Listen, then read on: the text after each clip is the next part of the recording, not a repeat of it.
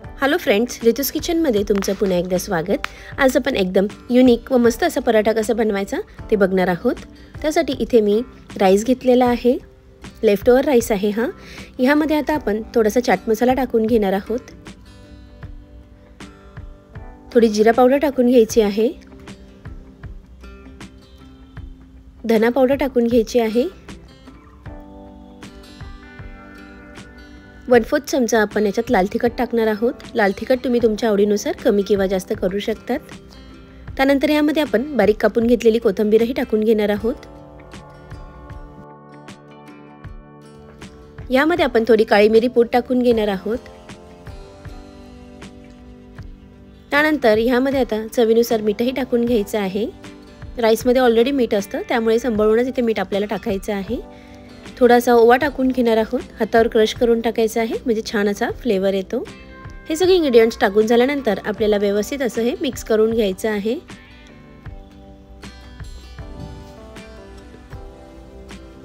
इथे आपली feeling ready झालेली आहे। चला तर आपण पुढची प्रोसेस करूया। त्यासाठी इथे मी पिठाचा एक गोळा घेतलेला आहे, तो आता आपण कोरड्या पिठामध्ये डीप करून थोडासा लाटून घेणार आहोत। जोपर्यंत आपला पराठा रेडी होत आहे तोपर्यंत ज्यांनी कोणी अजून रितूस किचनला सबस्क्राइब केलं नसेल तर त्यांनी प्लीज सबस्क्राइब करा, बेल आयकॉन प्रेस करा, जेणेकरून प्रत्येक येणाऱ्या नवीन रेसिपीजचे नोटिफिकेशन तुम्हाला सगळ्यात आधी मिळतील। इथे आपली थोडीशी चपाती लाटून झालेली आहे, त्यावर आता आपण फिलिंग व्यवस्थित अशी ठेवून घेणार आहोत। भरपूर अशी फिलिंग टाकून घ्यायची आहे।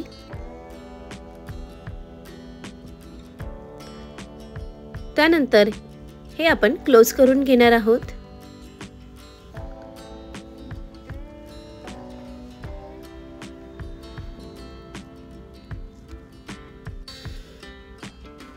व्हिडिओमध्ये दाखवल्याप्रमाणे व्यवस्थित असं क्लोज करून घ्यायचं आहे आणि हलक्या हाताने हा पराठा आपल्याला रोल करून घ्यायचा आहे। सगळ्यात आधी आपण कोरड्या पिठामध्ये हा गोळा डीप करून घेणार आहोत आणि हलक्या हाताने छान असा पातळ पराठा लाटून घेणार आहोत। खूप मस्त व युनिक अशी ही रेसिपी आहे। हा पराठा तुम्ही लोणच्यासोबत, चटणीसोबत, कशासोबतही एन्जॉय करू शकतात।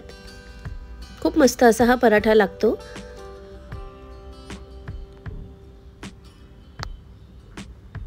ते बघू शकतात, इथे आपला पातळ असा पराठा लाटून झालेला आहे, तो आता आपण तव्यावर टाकून भाजून घेणार आहोत।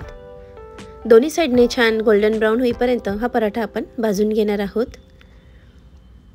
इथे पराठा भाजताना मी तुपाचा वापर केलेला आहे, तेलाचा वापर केला तरीही चालेल, पण तुपात पराठा खूप छान लागतो। शक्यतो तुपाचाच वापर करा। दोन्ही साइडनी तूप लावून पराठा छान गोल्डन ब्राउन करून घ्यायचा आहे। तुम्हाला जर माझ्या रेसिपीजचे व्हिडिओ आवडत असतील तर प्लीज जास्तीत जास्त लाईक करा, शेअर करा, कमेंट करा आणि चॅनल सबस्क्राइब करायला विसरू नका। असा पराठा क्वचितच खाल्ला असेल, त्यामुळे तुम्ही ही रेसिपी नक्कीच ट्राय करून बघू शकतात।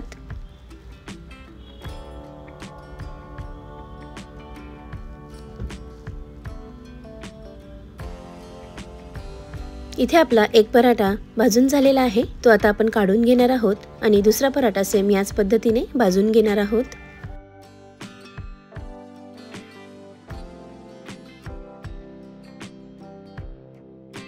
इथे आपला दुसरा पराठाही रेडी झालेला आहे, तोही आपण आता प्लेटमध्ये काढून घेणार आहोत।